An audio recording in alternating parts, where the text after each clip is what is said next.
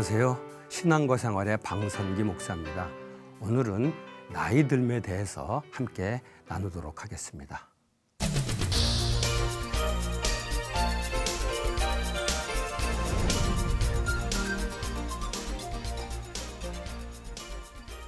올해가 시작된 지가 얼마 되지 않은 것 같은데 벌써 연말이 가까워옵니다. 이제 또 새로운 해가 되게 되면은 또 한 살 나이를 먹게 되겠죠. 저는 어린 시절에 이렇게 나이 먹는 게 참 두려웠습니다. 나이 먹으면 어른들이 해야 될 일을 해야 된다는 것 생각하니까 그게 자신이 없어서 그랬던 것 같아요. 아버지가 가족들하고 같이 여행할 때 보면은 서울역에서 가족들의 표를 사는 걸 보고 나도 나이가 들면은 저걸 내가 사야 될 텐데 그걸 할 생각하니까 굉장히 두려웠어요. 그래서 나이 먹는 걸 굉장히 두렵게 생각했습니다. 근데 다행히도 나이가 들면서 그런 두려움이 없어졌습니다. 나이가 먹고 보니까 내가 걱정했던 일들이 그냥 자연스럽게 다 해결되어 버렸기 때문이죠. 그런데 이제는 나이를 좀 더 먹게 되면서 이제 몸이 이전 같지 않고 이런 질병, 저런 질병 때문에 좀 고생을 하게 되면서 나이 드는 것이 다시 두려워지기 시작합니다.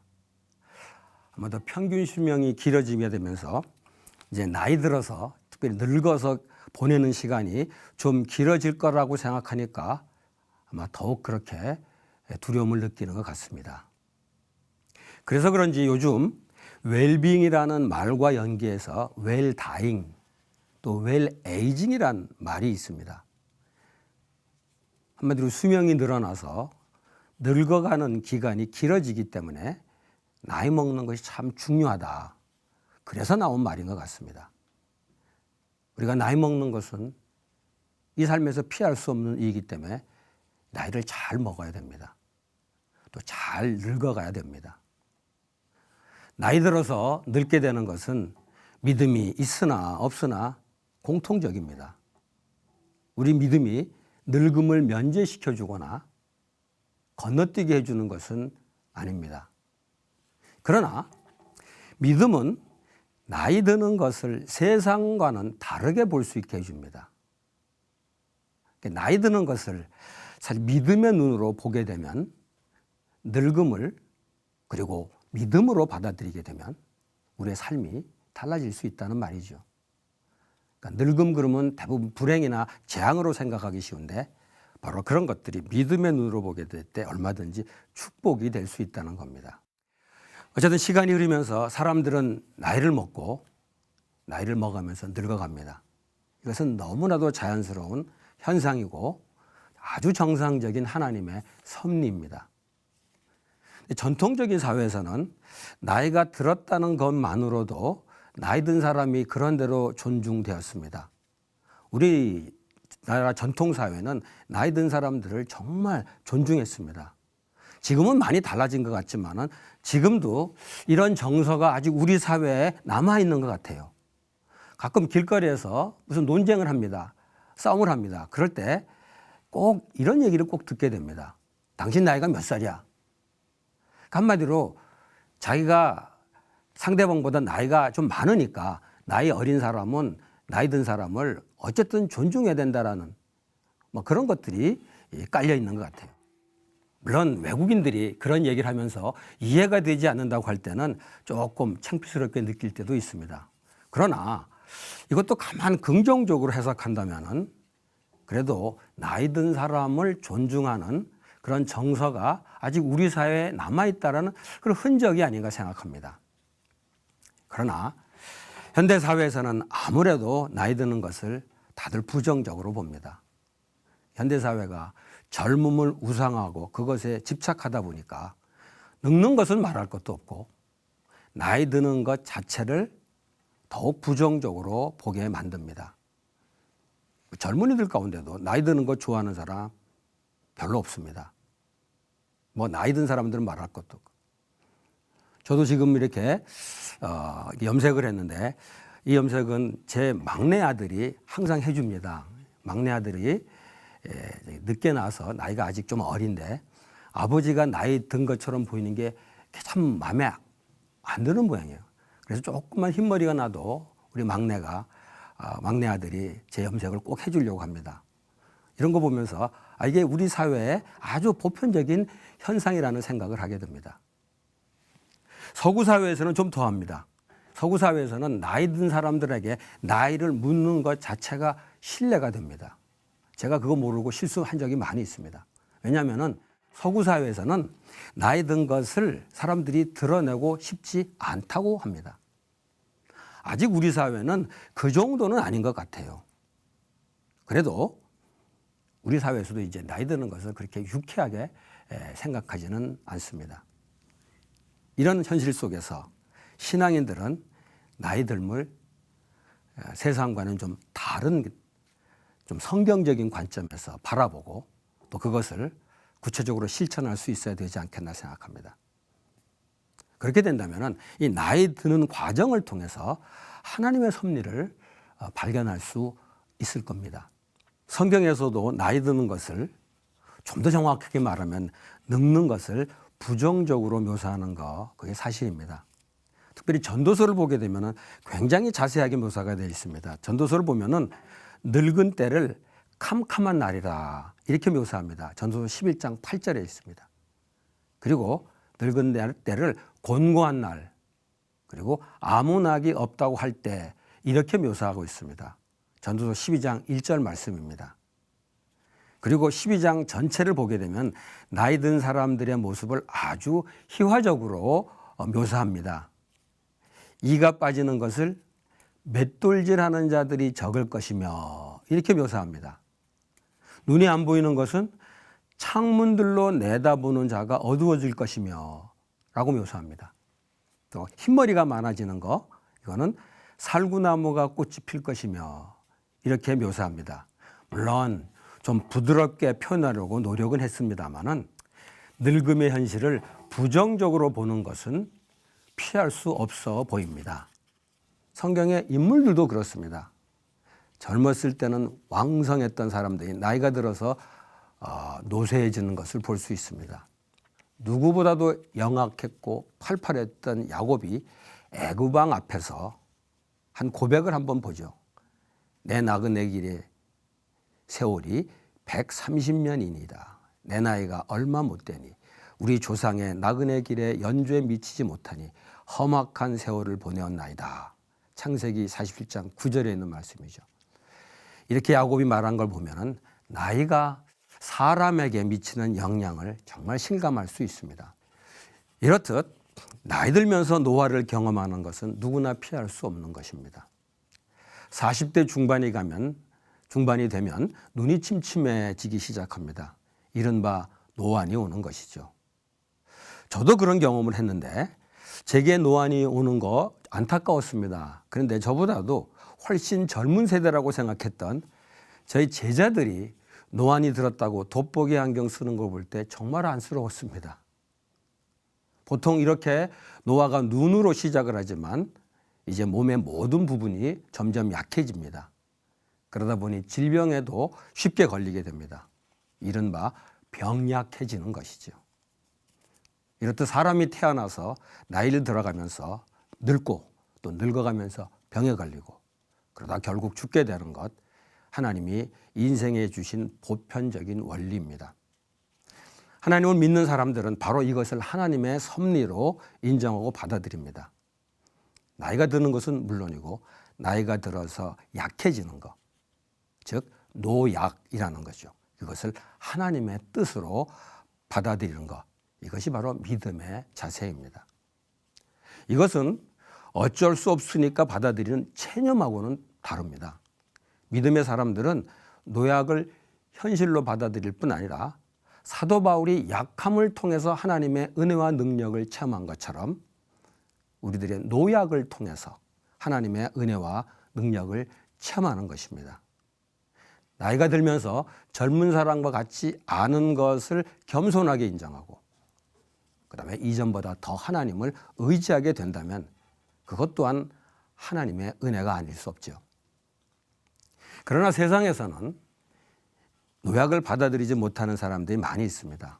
젊음을 우상화하는 현대 문화 속에서 사람들은 노약하는 걸 인정하지 않거나 피하려고 합니다. 그것 또한 하나님의 은혜가 아닐 수 없죠. 그러나 세상에서는 노약을 받아들이지 못하는 사람들이 많이 있습니다. 젊음을 우상화하는 현대 문화 속에서 사람들은 노약하는 걸 인정하지 않거나 피하려고 합니다. 병약해지지 않으려고 건강에 신경 쓰는 거, 이건 뭐 문제가 될 것이 없죠. 그러나 외모를 젊게 하려고 막 발버둥 치거나 또 나이에 맞지 않게 젊어 보이려고 애쓰는 거, 이거 좀 안쓰러워 보이죠. 나이에 맞게 자신을 유지하는 것은 바람직합니다. 그러나 그 이상 지나치게 젊어 보이려고 무리하게 욕심을 부리는 것, 그건 하나님의 섭리를 믿는 믿음의 사람으로 적절치 않아 보입니다. 그런데 그러다가도 정말 나이가 들어서 병약해지면 반대로 스스로에 대해서 자학하는 것을 보게 됩니다. 나이 드신 분들 가운데서 병약해지는 것 때문에 삶의 의욕을 잃어버리는 분들이 종종 있습니다. 그들은 젊었을 때 자신하고 자기 현재를 비교하면서 자꾸 자기를 학대합니다. 제가 잘 아는 가까운 지인 중에 나이 드신 분이 있습니다. 그분은 몸이 불편해서 당연히 젊은 시절하고 비교했을 때 많이 힘들어 하시죠. 근데 그게 너무 힘들어서 어느 날인가는 이런 표현 하더라고요. 자살하는 사람이 이해가 된다고. 제가 그 얘기를 듣고 굉장히 충격을 받았습니다. 좀 안타깝더라고요. 그런데 우리 크리스찬들은 나이가 들어가면서 오는 이 변화를 부인하거나 피해를 하지 않고 그것을 하나님의 뜻으로 받아들이고 순응하는 겁니다. 마치 고난과 질병을 우리에게 유익하라고 주시는 것처럼 나이 드는 것과 노약해지는 것도 나의 유익을 위해서 주는 것으로 받아들이는 겁니다. 그렇다고 노약에 함몰되어서는 안 되죠. 물론 나이가 들면서 젊었을 때보다 약해지고 또 젊었을 때와 똑같은 것을 기대할 수 없는 건 당연합니다. 그러나 그때와 젊었을 때와 다른 것을 얼마든지 기대할 수 있습니다. 즉 나이를 먹음으로 얻을 수 있는 성숙, 바로 노숙을 기대하는 것이죠. 보통 우리가 노숙이라고 그러면은 젊은 사람들이 나이가 들어 보이는 거 보고 노숙이라고 보통 표현합니다. 그런데 원래 의미는 나이 든 사람들이 누리게 되는 성숙함을 의미합니다. 저는 나이가 들어가는 사람에게 사도 바울이 전해준 말씀이 정말 힘이 된다고 믿습니다. 고린도후서 4장 16절 말씀입니다.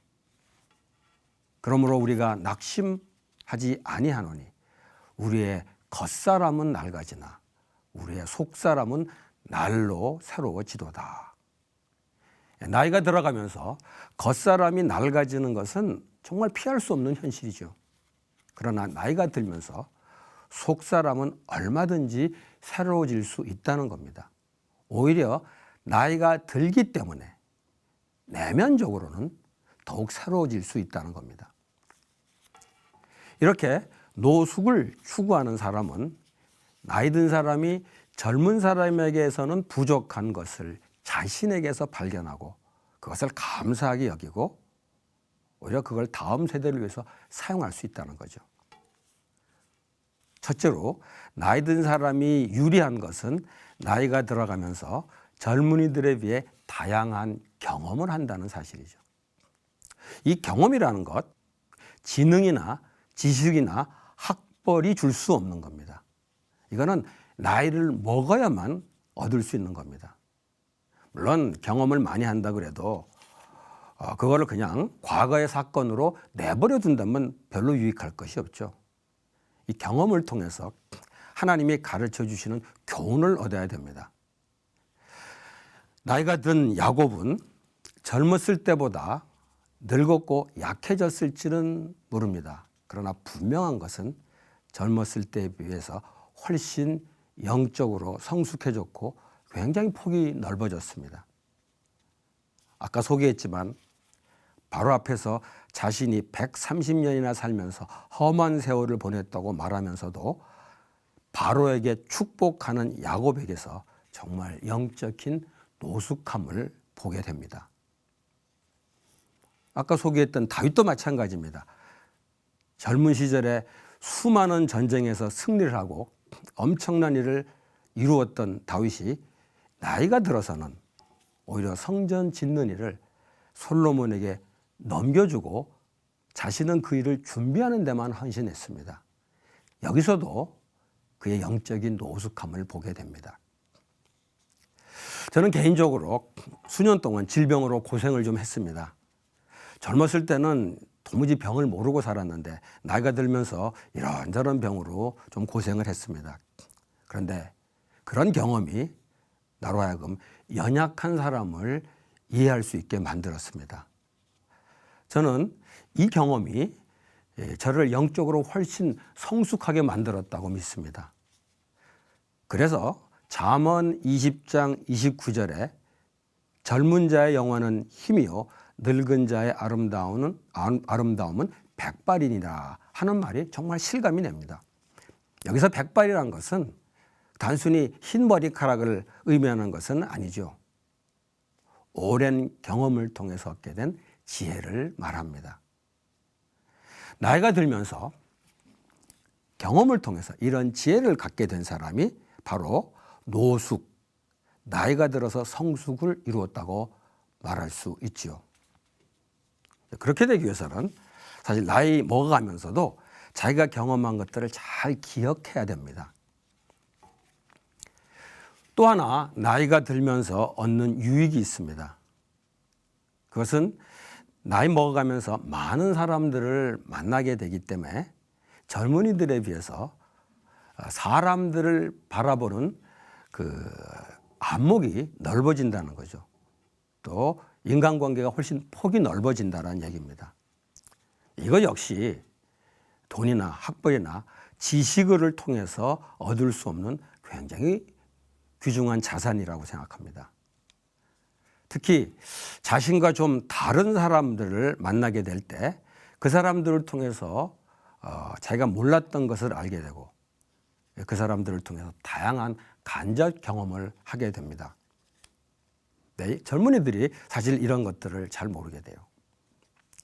아이들이 성장하는 과정에서도 가만 보게 되면은 결국 성장이라는 게 다른 게 아닌 것 같아요. 인간관계가 점점 넓어지는 거라고 생각합니다. 가정밖에 모르던 아이들이 친구를 사귀게 됩니다. 학교에 다니게 되면서 친구 관계가 더 넓어지죠. 또 나중에 직장에 다니면서 또 인간관계가 더 넓어집니다. 그런데 나이가 들면서는 그 인간관계가 점점 더 넓어진다는 거죠. 굉장히 다양한 사람들을 만나게 됩니다. 그래서 인간관계가 성숙해지고 넓어지는 거. 이거는 아직 젊은이들이 누리지 못하는 나이 든 사람에게만 주어진 축복이라고 생각합니다. 이렇게 나이가 들면서 영적으로 성숙하게 되면 아직 젊은 세대나 다음 세대에게 많은 유익을 끼칠 수가 있습니다. 한국 사람들은 유독 자손들에게 재산을 남겨주려고 하는데 사실 우리 믿는 사람들은 그것보다도 영적인 유산을 남겨줘야 됩니다. 지금까지 살아오는 동안 다양한 경험을 통해서 하나님이 가르쳐 주신 것과 또 다양한 만남을 통해서 하나님이 보여주신 뜻을 잘 소화하고 정리해서 다음 세대에게 전달해 주는 것이 나이 든 사람이 젊은 세대에게 할 수 있는 큰 중요한 일이 아닌가 생각합니다. 이것은 영어로 레거시라고 표현합니다. 우리말로는 정신적인 유산이라고 말할 수 있는데 아마 이것이 어떤 유산보다도 다음 세대에게 남겨줘야 될 가장 중요한 유산이고 그 유산을 남기는 것이 나이 든 사람에게 가장 중요한 사명이 아닌가 생각합니다. 진정으로 이런 노숙을 이룬 사람들은 다음 세대를 위한 배려를 하게 됩니다.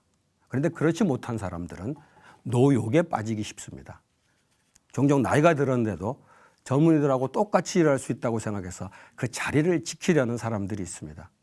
그것은 현실을 무시하거나 다음 세대를 고려하지 않은 노욕이 될 수 있습니다.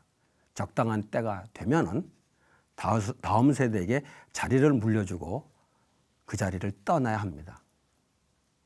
근데 바로 이런 노욕을 절제하지 않고 계속 고집하다 보면은 자신에 대해서는 노추, 즉 늙은이의 추태를 남기게 됩니다. 그리고 다음 세대를 제대로 세우지 못하게 됩니다. 뭐 가끔 그런 분들이 있습니다. 내 사전에는 은퇴가 없다 말하는 사람들이 있습니다. 물론 우리의 삶이 계속되기 때문에 삶으로부터의 은퇴는 없습니다. 그러나 다음 세대가 기다리고 있는 그 자리에서는 은퇴가 필요하다는 거죠. 은퇴하는 것이 다음 세대를 위해 기여하는 것이 될 수 있습니다. 그렇다고 나이가 들었다고 모든 일들을 다 그만둬야 된다는 건 아닙니다. 어떤 일은 나이가 들어서 잘할 수 있습니다. 나이가 들면은 저도 경험하지만 최근의 일들은 잘 기억하지 못합니다. 그러나 오래된 일들은 더 잘 기억합니다. 그렇기 때문에 그런 기억을 기록으로 남기는 건 얼마든지 나이 들어서도 할 수 있는 일이죠. 글로 남길 수 있으면 글로 남기고 그것이 힘들면 뭐 녹음을 통해서 남길 수도 있습니다. 제가 아는 분 가운데 교육을 많이 받지 않은 분입니다. 그런데 하나님이 자기에게 주신 은혜를 자기 삶의 기록으로 남긴 분이 있습니다. 저는 그 남긴 기록을 보면서 하나님이 그분에게 얼마나 놀라운 일을 베풀었는지를 실감할 수가 있었습니다. 아마 그 자료는 자녀손들에게도 엄청난 유산이 되었으리라고 생각합니다. 또 나이가 들면서 나이 든 사람만이 할 수 있는 일을 찾을 필요가 있습니다. 뭐 썩 좋은 예가 아닐지 모르지만은 뭐 손자들을 돌보는 것도 생각할 수 있죠. 요즘 전 우리 사회에서 나이 든 사람들이 손자들만 돌봐준다고 해도 우리 가정과 사회에 크게 기여할 수 있지 않겠나 그런 생각도 해봅니다. 세월이 이전보다 훨씬 빨리 간다는 겁니다. 시편 기자가 이렇게 표현했죠. 시편 90편 10편에 있는 말씀입니다. 우리의 연수가 70이요. 강건하면 80이라도 그 연수의 자랑은 수고와 슬픔뿐이요. 신속히 가니 우리가 날아가니이다. 정말 시간이 날아가는 것처럼 느낍니다. 나이가 들면서 시간이 빨리 간다는 거 더 실감합니다.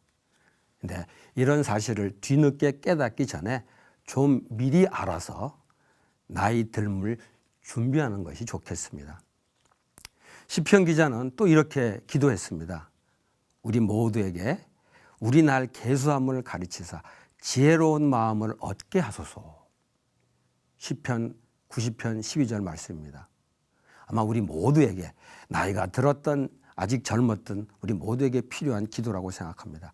특히 한 해가 지나가고 새로운 해가 다가오는 이 시점에 정말 필요한 기도라고 생각합니다. 나이는 숫자에 불과하다라고 말하는 사람이 있습니다. 멋있는 말처럼 들립니다. 그러나 하나님의 사람들에게는 나이는 단순히 숫자가 아니고 그 나이에 하나님의 섭리가 담겨 있습니다. 그렇기 때문에 나이를 인식하고 그다음에 나이가 든다는 것을 예상하고 그리고 나이가 들 때를 준비해야 된다는 겁니다. 한 해가 가는 것을 막을 수가 없습니다. 또 막을 필요도 없습니다. 우리 그리스도인들에게는 가장 좋은 나이가 바로 지금 이 나이이기 때문입니다. 이제 하나님이 나이 들음을 통해서 허락하시는 노약을 기쁘게 받도록 했으면 좋겠습니다. 그리고 나이에 맞는 삶을 살아서 노욕 때문에 노출을 보여주지 않도록 조심하는 삶을 살았으면 좋겠습니다. 감사합니다.